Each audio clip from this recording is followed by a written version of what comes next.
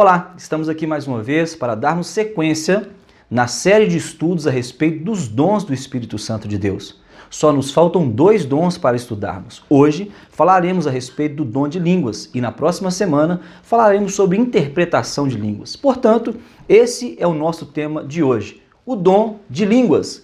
Você já se pegou pensando sobre o que é esse dom e a importância desse dom para a igreja e até mesmo como é que esse dom se manifesta? A primeira coisa que eu gostaria de tratar com vocês é uma introdução pequena a respeito desse tema. Eu quero, nesse momento, levar você ao entendimento que nós teremos aqui uma linguagem simples e objetiva que faça você entender de forma clara e harmoniosa o que significa o dom de línguas. Não adianta eu colocar tantas definições e você não compreender exatamente, essencialmente, o que é. Eu até gosto de contar uma história rápida de um pastor um dia, um pastor experiente, e ele me contou uma pequena história que me chamou a atenção e eu sempre conto para as pessoas. Eu me lembro que, ao perguntar para ele a respeito das igrejas atuais, qual seria o modelo de abertura de novas igrejas, como isso funciona, ele me disse uma coisa interessante. Ele disse: hoje as pessoas estudam demais a palavra de Deus. Nós mandamos os seminaristas para o seminário e eles voltam doutores. Eu cito como exemplo a enxada. E eu pensei, enxada? Sim, ele disse, a enxada.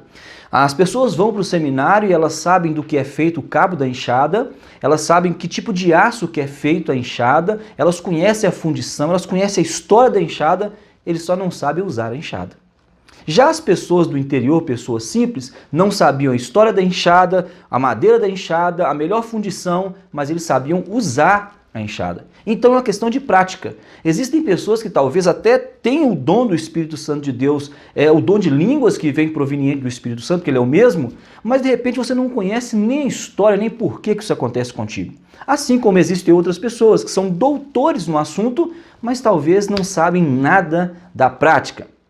Portanto, querido, devo definir para você que o dom de falar em línguas é um dom espiritual proveniente do Espírito Santo, que significa falar palavras em uma outra língua que essa pessoa não sabe, a fim de edificar tanto a si mesmo e como também os outros como testemunho. Depois eu vou explicar isso aqui. Ou seja, o dom de línguas é falar outras palavras, palavras essas que talvez eu não conheça o significado, mas elas saem da minha boca de uma maneira espontânea, no momento que eu sou tomado pelo ambiente do Espírito Santo de Deus. É bem verdade que as línguas estão dentro de nós, e algumas pessoas pensam, será que nós podemos falar em línguas a qualquer momento? Se eu tenho o dom de línguas? Sim, você pode. Mas é importante que você entenda que faz parte do contexto ético que você tenha um ambiente para falar em línguas. Poxa vida, imagine, 2 pessoas discutindo, você vai falar um monte de línguas? Já viram aquelas pessoas que vão numa casa para uma visita e chegam lá, alguém começa a falar em outras línguas, línguas estranhas, todo mundo fica apavorado, aí você diz assim, eu tenho que falar em língua estranha porque isso aqui acaba sendo um testemunho. Não, acaba sendo escândalo, porque esse ambiente talvez não seja o mais propício. Quando nós falamos a respeito da etimologia da palavra línguas, ok? Das línguas estranhas, nós vamos usar o termo que é glossolalia, que significa língua ou idioma. Ou seja, quando alguém está falando em línguas, ele está falando num idioma desconhecido, seja por ele, seja pelos seus ouvintes. Mas é bem verdade também que no dia da descida do Espírito Santo, pessoas foram vistas falando em língua da sua pátria. Aí nós estamos falando de idioma e não apenas de uma língua estranha, mas idioma específico. O que não anula, pelo contrário, deixa ainda a ação do Espírito Santo mais formidável, não é verdade? Não sei se você já ouviu alguém falar em outras línguas e você se remeteu a algumas palavras, a algum tipo de idioma específico. Por exemplo, nós temos um pastor na igreja que ele fala em outras línguas e parece que ele está falando inglês, é uma coisa impressionante. E muitas palavras que ele cita são palavras relacionadas ao inglês, específico idioma. Agora, observe que em Marcos 16:17, Jesus já havia predito o falar em outras línguas. Olha o que está escrito. E estes sinais seguirão aqueles que creem. Falarão novas línguas. É bem verdade que algumas pessoas pensam que isso está relacionado apenas ao idioma, mas não é. Nós estamos falando em falar em outras línguas em todos os âmbitos. Se o Espírito Santo agora tomasse uma pessoa, ela falasse, por exemplo, aqui turco, O Espírito Santo agiu de forma tremenda. Se ela fala numa língua que eu não compreendo, ele agiu de forma tremenda da mesma forma. Algumas pessoas têm hábito de falar, né, que a língua estranha, né, o dom de falar em línguas é a língua dos anjos. Os anjos falam assim. Irmãos, nós não temos base para discutirmos isso. O que eu posso dizer é que são línguas estranhas, desconhecidas, ok? Continuamos aqui então. Existem 3 relatos de manifestação de dom de línguas que são inquestionáveis no Novo Testamento. E eu vou comentar com você a respeito desses 3 relatos. Eu creio que assim nós vamos ter um embasamento bíblico muito coerente e poderemos considerar algumas informações nesse momento aqui. Vamos lá. O primeiro relato é o relato de Atos 2, que seria a descida do Espírito Santo, o dia de Pentecostes, né? O dia da festa de Pentecostes. A palavra nos ensina que no dia de Pentecostes cumpriu-se a promessa feita pelo Senhor Jesus Cristo, de Lucas 24:49. E eis que sobre vós envio a promessa do meu Pai. Ficai, porém, na cidade até que do alto seja revestido de poder. Muita conexão, por isso que o Espírito Santo, né, ele está ligado à palavra dínamos, dinamite, de força, não é isso mesmo? De explosão. Então observe que você está sendo agora chocado por essa força. Então há um revestimento espiritual na descida do Espírito Santo. Isso é inquestionável.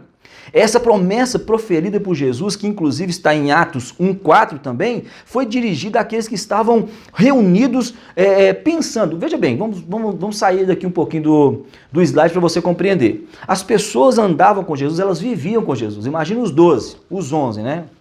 Não mais Pedro, não mais Judas. Então aqueles 11 viviam com Jesus o tempo todo. Durante 3 anos e meio estavam conectados com eles, assim como outros discípulos que ficavam sempre à sua volta.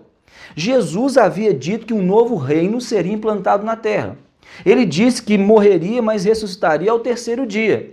E quando ele sobe para o Pai, ou seja, a ascensão de Cristo, quando Jesus está subindo, ele diz: por que, galileus, que vocês estão me olhando aquele que está subindo, não é isso mesmo? Os anjos disseram: do mesmo jeito que vocês viram ele subir, vocês vão vê-lo descer à terra novamente. Então, nesse momento, a igreja começa a fazer um movimento interessante. Eles vendem tudo que tem e começam a viver em comunidade, porque eles criam que Jesus Cristo, ou a volta de Jesus Cristo, estava muito próxima. Eles jamais imaginariam que estaríamos no ano 2020 e Jesus ainda não retornou para cumprir a sua promessa. Como tudo estava acontecendo muito rápido, eles entenderam que ficando ali, quando Jesus falou, ficar em Jerusalém até que do alto seja revestido de poder, eles entenderam, vamos ficar aqui reunidos, esse revestimento vai vir e depois nós vamos ser cheios e depois vamos pregar em Jerusalém, Judéia e Samaria até os confins da terra. Porém, muita atenção, não foi exatamente no tempo que eles pensaram que as coisas sucederam, ok? Ou seja, veio esse revestimento, não só para aqueles 12, mas para a igreja do Senhor. Eles simbolizavam os pilares da igreja. E ao receberem esse revestimento vem chegando até nós.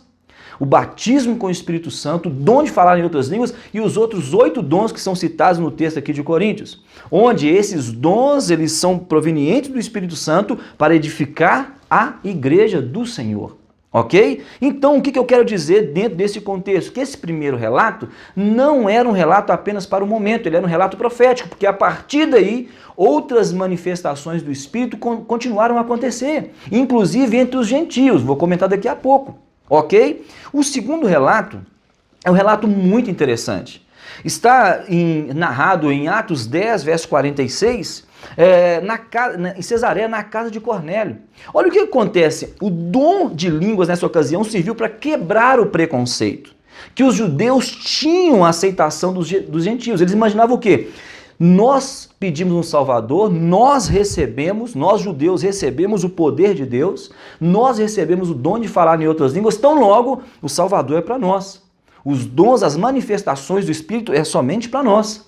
E agora isso é quebrado quando os gentios começam a receber o poder do Espírito Santo de Deus. Quando os gentios também começam a falar em outras línguas. Quando o Espírito Santo de Deus é derramado sobre os gentios. Na casa de Cornélio. Ou seja, o apóstolo Paulo diz na sua palavra, né, um dos seus textos em Atos 11, verso 15, ele diz uma coisa muito interessante, que o que acontece com os gentios aqui na casa de Cornélio é semelhante ao que acontece em Atos 2. na descida no Pentecostes. Ele quer dizer que aquele foi o Pentecoste dos gentios. Ou seja, o Espírito Santo amou e desceu e encheu toda a casa ali no Pentecostes, mas igualmente ele encheu também a casa de Cornélio, indo àqueles que são considerados gentios, que estavam fora da promessa. Então Deus é tremendo quando a palavra diz isso. E um terceiro relato nós vemos lá em Atos 19, verso 6, o apóstolo Paulo, ele colocando em posição de mãos, ok? Colocando a mão sobre a cabeça das pessoas e essas pessoas recebendo o batismo com o Espírito Santo e o dom de falar em outras línguas. O dom de língua nessa ocasião serviu para quebrar o preconceito não apenas. Então o que a gente enxerga aqui dentro desse momento? Nessa imposição de mãos, quando o apóstolo Paulo ele impõe as suas mãos, pessoas começam a receber o batismo com o Espírito Santo, o falar em outras línguas, o dom de falar em outras línguas. Aí nós vemos, ou seja, isso por uma imposição de mãos, sendo ministrado. Nós vemos isso também vindo sobre pessoas que nós consideramos impuros e nós vemos também vindo sobre o povo da promessa. Ou seja, a impressão que nos dá é que foi fechado todo o ciclo. Todos podem ter acesso ao dom de falar em outras línguas. Está muito claro. Agora, observe que quando nós começamos a estudar este contexto, sobre os dons ministeriais, Paulo estava falando especificamente para a igreja de Corinto. Mas vamos entender um pouquinho do contexto dessa igreja de Corinto. Quando a gente lê a igreja de Corinto, a impressão que nós temos é que naquela igreja existiam os 9 dons e que a manifestação de Deus estava ali, aquela igreja era top e a coisa funcionando, essa igreja era incrível. Mas observem o contexto da igreja de Corinto. Na igreja de Corinto, segundo 1 Coríntios 3:1 e 5, do 1 ao 3, a palavra diz que havia carnalidade. Como é que pode haver carnalidade numa igreja onde tem 9 dons operando? Mas havia carnalidade. Hoje, nós estávamos numa live, na parte da tarde hoje, e um bispo do Espírito Santo nos falou uma coisa muito interessante. Ele disse que a luz tem que brilhar no meio das trevas. E talvez esse seja o cenário perfeito para que os dons de Deus se manifestem, onde as pessoas são apenas pessoas. São carnais. Outra coisa que tinha, 2 Coríntios 3:1 e 2, também diz que eles tinham imaturidade e infantilidade espiritual. Eles brincavam com coisa séria. Isso estava dentro da igreja de Coríntios. Outra coisa, ciúmes, contendas e divisões, segundo 1 Coríntios 11, do 11 ao 13. Irmãos, a impressão que dá, parece, será que não é nosso tempo? Ciúmes, contendas e divisões na própria igreja. Isso estava dentro da igreja de Corinto, onde se manifestavam os dons do Espírito Santo de Deus. Outra coisa, demandas judiciais comuns. Demandas judiciais. Essa igreja tinha problemas na justiça. Segundo 1 Coríntios 6, do verso 1 ao 8, você vai encontrar isso. Outra coisa, incontinência e desagregação na Santa Ceia. Ou seja, na ceia do Senhor existia, falta de respeito. Faltava a agregação ali na ceia do Senhor, faltava comunhão entre eles. Cada um chegava e queria comer o pão como se fosse o café da tarde apenas, sem uma reverência diante de Deus. E esses 9 dons se manifestavam aqui. Chega-se a falar em 1 Coríntios 5:1 até em pecado incestuoso, dentro de uma igreja que nós entendemos que era uma igreja referência. Uma igreja que recebeu grandes ensinos do apóstolo Paulo. E, na verdade, era Paulo batendo de frente com aquela igreja, porque aquela igreja precisava que os dons se manifestassem. Então, querido, você de repente olha para mim, agora pregando essa palavra, e pode pensar, mas a minha igreja também está assim, está cheia de problemas. Se a sua igreja está cheia de problemas, o que nós precisamos nessa igreja é a manifestação dos dons do Espírito Santo de Deus. Onde há problema, onde há carnalidade, onde há pecado, onde há imaturidade, nós precisamos buscar os dons do Espírito Santo de Deus. Aí essa igreja será edificada, construída, levantada. É assim que eu creio. Continuamos então.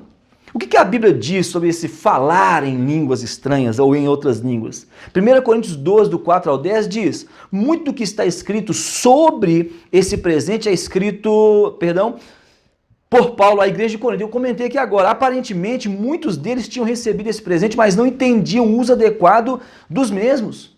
Ou seja, aquela igreja imatura, ela recebe os dons do Espírito Santo de Deus e Paulo vem alinhando a visão de Deus ou do Espírito Santo sobre esses dons. Ou seja, não é o fato de você, olha, recebemos os dons do Espírito Santo, agora não precisamos de mais nada. Pelo contrário, agora nós temos que saber usar os dons. Eu louvo a Deus pela igreja que eu pastoreio, porque percebo que nós temos buscado, hoje nós já estamos na 8ª semana de jejum, buscando dons do Espírito Santo de Deus. E muitas pessoas já receberam, e outras ainda vão receber. E eu creio que a manifestação desses dons, ela vai bater de frente contra a carnalidade, a imaturidade, tudo aquilo que nós precisamos que Deus trabalhe em nós. Sou pastor dessa igreja, mas entendo que essa igreja tem falhas. Essa igreja precisa da manifestação dos dons. E eu entendo que quando esses dons começam a se manifestar, nós começamos a perceber que a igreja começa a ser edificada. Ok? Dom de falar em outras línguas. Agora, você pode me perguntar, pastor, mas por que serve isso? Então, qual seria o propósito dos dons, do dom de línguas? Primeiro, para edificação. Aí, edificação pessoal, ok? Edificação. Olha o que está escrito em 1 Coríntios 14, verso 4. Aquele que fala em línguas edifica a si mesmo. Eu amo a explicação a respeito do edificar a si mesmo. Inclusive, eu vou utilizá-la mais uma vez. Existem pessoas, que é muito comum alguém, como o dom de línguas está muito conectado ao dom de profetizar, não é isso mesmo? Algumas pessoas chegam, às vezes, perto de nós, né, falando em outras línguas, põe a mão na cabeça e tal, busca aquela força e aquela coisa toda, não é isso mesmo? E eles operam dessa maneira. E até então parece que quando a pessoa está falando em línguas com as mãos na sua cabeça, parece que é para você. Mas, na verdade, quando a pessoa começa a falar em língua, ela está sendo edificada e encorajada a ir lá até aquela pessoa que precisa de receber essa palavra profética. Ou seja, quando se manifesta o dom de línguas edificando a mim, é o seguinte, é como se eu estivesse orando e dizendo, olha, Senhor, eu quero comprar um carro, eu quero um salário melhor, eu quero uma casa. Eu estou dizendo isso, da boca para fora.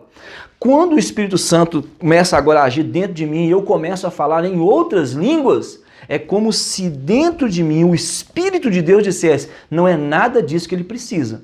Por isso que nós falamos em outras línguas. O que ele precisa é um pouco mais disso, quebrar aquilo, ele precisa disso. E geralmente as pessoas que estão falando em outras línguas, e você percebe que Deus está se manifestando, o Espírito Santo está manifestando ali naquela pessoa, essa pessoa está chorando, porque essa pessoa está sendo edificada. E todo crescimento dói, não é verdade? Não necessariamente a pessoa tem que chorar, mas é um modus operandi. Geralmente as pessoas estão chorando, estão prostradas diante de Deus. Ou seja, quando começa a edificar a mim, ou seja, quando eu sou edificado, eu não estou preocupado mais com o que Deus vai falar para a vida do outro. Eu não estou preocupado com o pecado do irmão, eu estou preocupado com o que ele está fazendo aqui dentro de mim.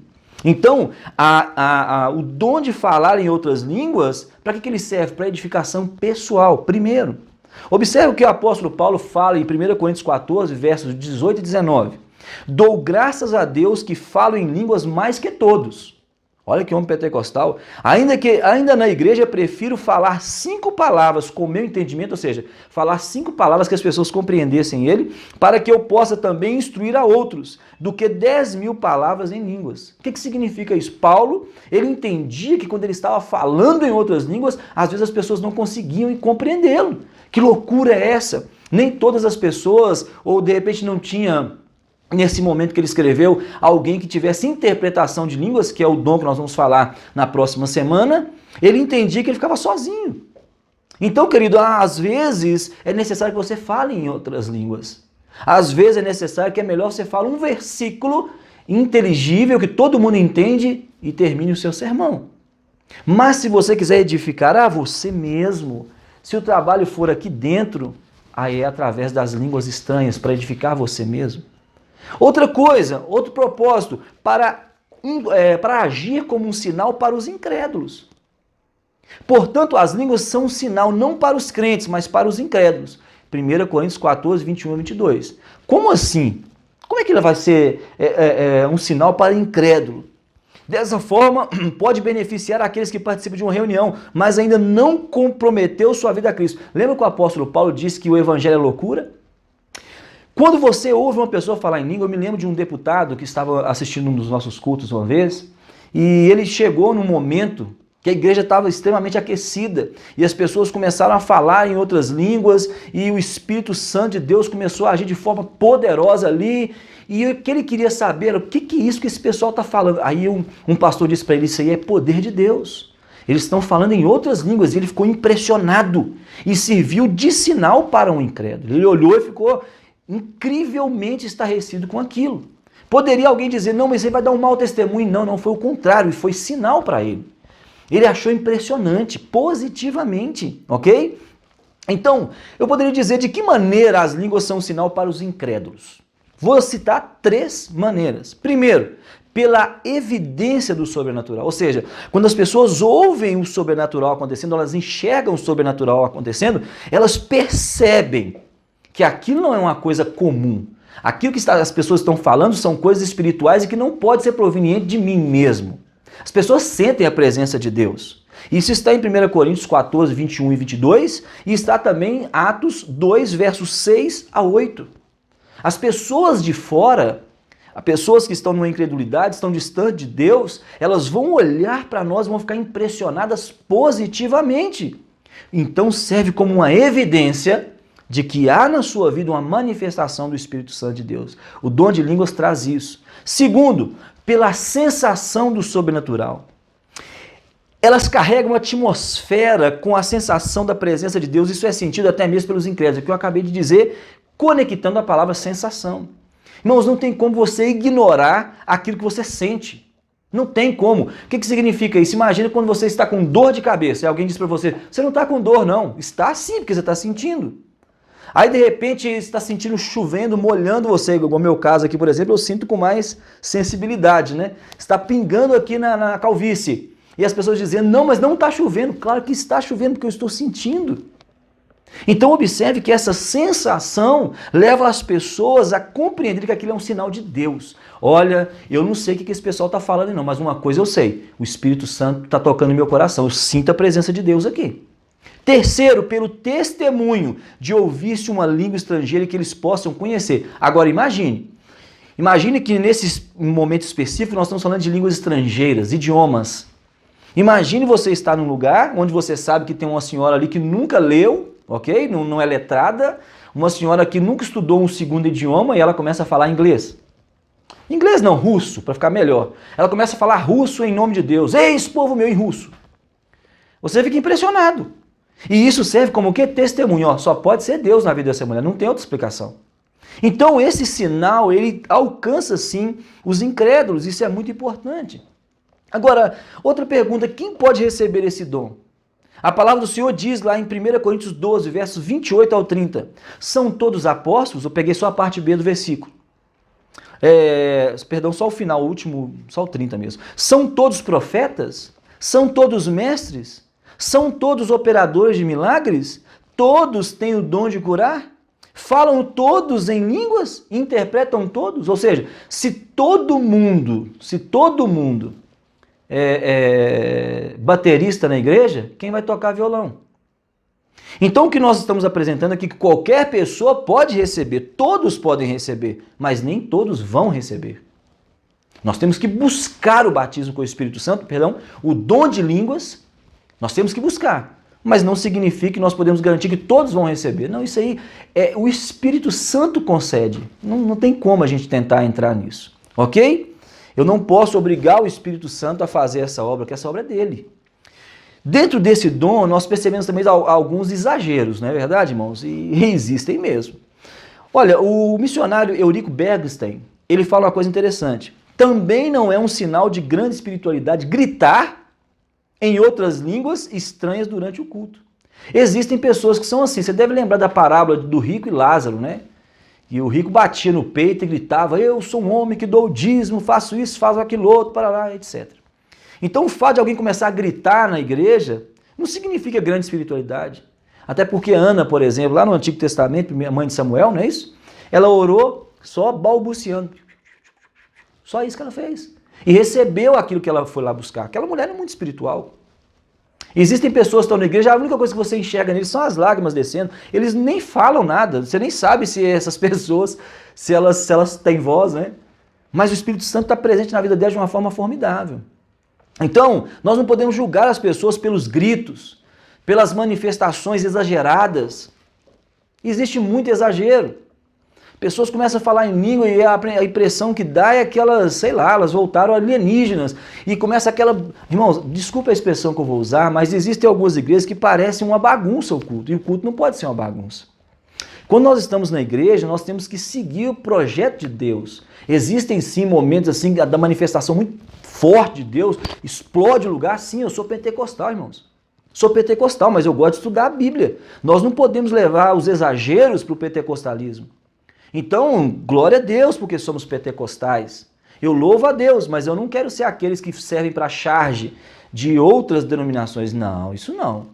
Porque a palavra do Senhor diz que o culto é racional. Então nós temos que ser um pouco mais organizados. Olha o que está escrito em 1 Coríntios 14, 32.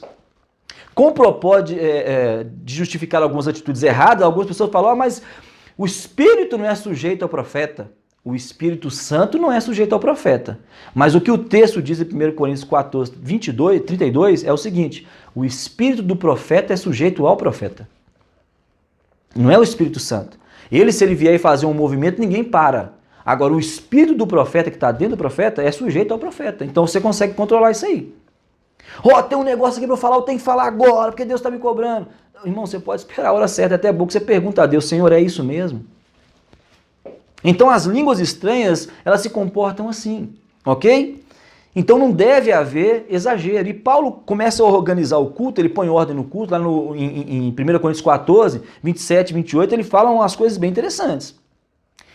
A resposta dessa questão que eu estou falando de exagero está dada aqui de maneira muito simples e breve. 2 ou 3 mensagens, segundo Paulo, em línguas, são suficientes para o que recebemos. Com clareza, o teor completo daquilo que o Senhor está falando. E ele vai ainda falar outra coisa. Quanto um estiver falando, o outro escute.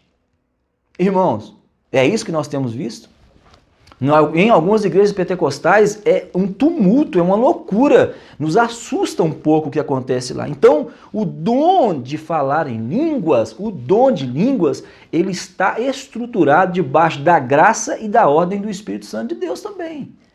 Ou seja, ele é racional também. Não é uma coisa louca que eu não me domino, eu entro em transe. A palavra, embora seja a palavra correta, não é verdade? Os estudiosos citam, os catedráticos citam esse momento que você está falando como um transe. Mas algumas pessoas estão falando de transe, mas do espiritualismo, outra coisa. Onde elas não sabem o que está acontecendo com elas, elas são praticamente arrebatadas, você pode beliscar a pessoa que ela não escuta. Isso não é o dom de línguas que o apóstolo Paulo nos apresenta. E por último, não menos importante, eu finalizo aqui esse estudo. Digo a você que a igreja da qual nós fazemos parte, a Igreja de Deus no Brasil, a Igreja de Deus, Church of God, que é nascida em 1886 na Carolina do Norte, nos Estados Unidos. Essa igreja, ela defende o Novo Testamento como regra de fé e prática. E além disso, nós temos 14 regras de fé em nossa Constituição. 14. A 8ª e a 9ª são muito interessantes para o estudo de hoje. A 8ª é, nós cremos no batismo no Espírito Santo subsequente à purificação do coração. Ou seja, nós cremos que uma pessoa pode sim ser batizada pelo Espírito Santo, mas primeiro ela tem que buscar purificação no Senhor. Então tem pessoas que às vezes elas estão andando de qualquer jeito e falam, Deus está me usando, nós não cremos nisso. 9.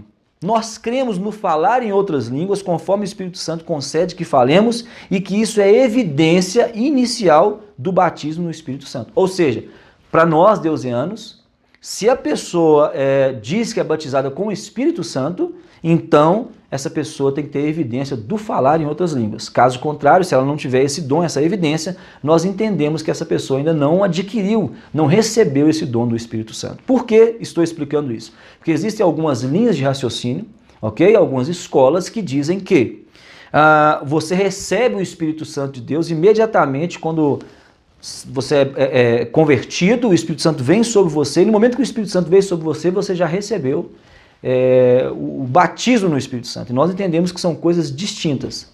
O batismo no Espírito Santo é um revestimento de poder que ele é posterior a esse momento onde você entrega a vida a Jesus.